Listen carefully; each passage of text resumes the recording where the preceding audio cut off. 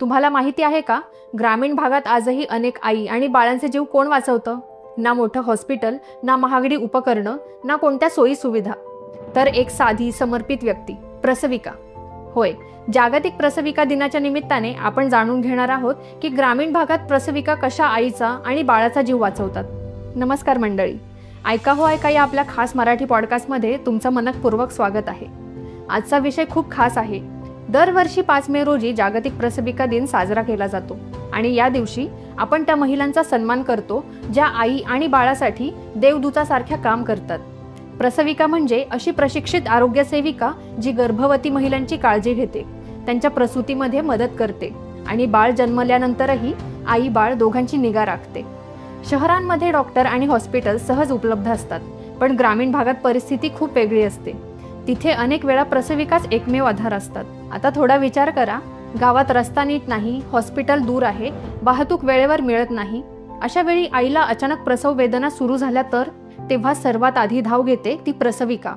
ती केवळ प्रसूती करत नाही तर परिस्थिती हाताळते, आईला धीर देते आणि योग्य निर्णय घेते.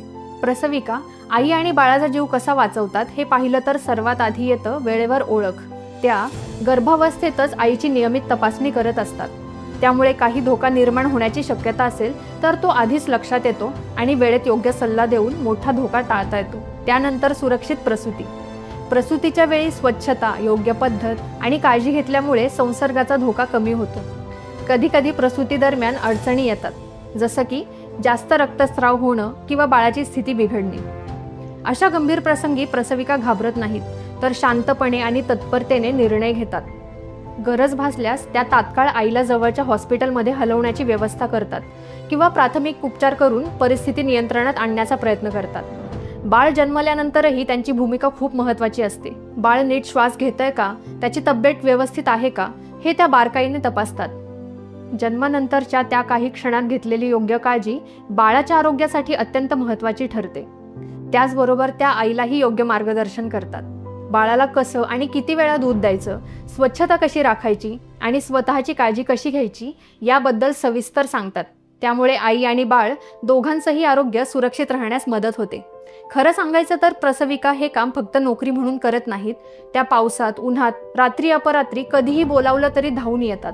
अनेक वेळा त्यांच्याकडे साधनांची कमतरता असते, पण तरीही त्या हार मानत नाहीत.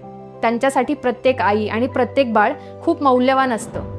आजही भारतातील अनेक ग्रामीण भागांमध्ये प्रसविका म्हणजे जीवनरेषा आहेत.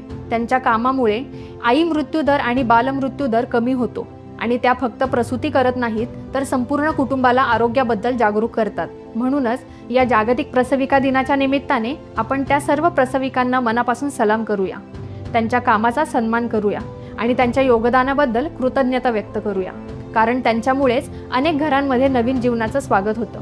शेवटी एक महत्त्वाची गोष्ट लक्षात ठेवा, प्रसविका कितीही महत्त्वाची भूमिका बजावत असल्या तरीही आई आणि बाळाच्या आरोग्यासाठी वेळोवेळी डॉक्टरांचा सल्ला घेणं खूप गरजेचं आहे. कोणतीही अडचण जाणवली किंवा काही शंका असल्यास त्वरित तज्ज्ञ डॉक्टरांचा सल्ला घ्या, कारण योग्य वेळी घेतलेला निर्णयच जीव वाचवू शकतो. तर मंडळी, आजच्या पुरतं एवढंच. आम्हाला आशा आहे की तुम्हाला आमचा हा पॉडकास्ट अवश्य आवडला असेल. आवडला असल्यास लाईक व शेअर करायला विसरू नका आणि तुम्हाला अजून कोणत्या विषयावर माहिती ऐकायला आवडेल हे खाली दिलेल्या कॉमेंट बॉक्समध्ये नक्की सांगा. ऐका हो ऐका मराठी पॉडकास्टच्या पुढील अपडेट्स जाणून घेण्यासाठी आमच्या चॅनलला सबस्क्राईब करा व बेल आयकन प्रेस करायला विसरू नका. धन्यवाद.